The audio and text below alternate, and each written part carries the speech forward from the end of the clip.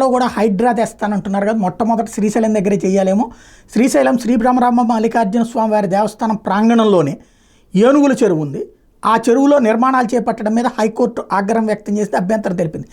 నీటి వనరులో ఎట్లాంటి నిర్మాణాలు చేయకూడదని తెలియదా అని దేవస్థానం ఈవోనే ప్రశ్నించింది. కాంట్రాక్టర్ ఎక్కడ పడితే అక్కడ నిర్మాణాలు చేపడుతున్న మీరేం చేస్తున్నారని నిలదీసింది.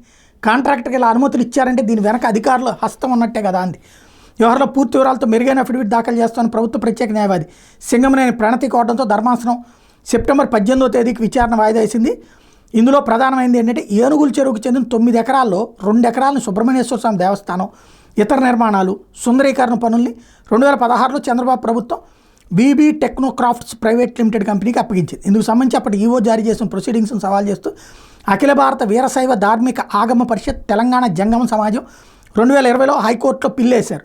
వ్యాజ్యం మీద సీజే ధర్మాసనం బుధవారం మరోసారి విచారణ జరిపింది. పిటిషనర్ తరపు న్యాయవాది వివి సతీష్ వాదనలు వినిపించారు. చారిత్రక నేపథ్యం ఉన్న చెరువును పూర్తి చేస్తున్నారని, అక్కడ నిర్మాణాలకు అనుమతులు ఇచ్చారని చెప్పారు. నీటి వనరుల స్వరూపాన్ని మార్చడానికి వీల్లేదని చెప్పారు.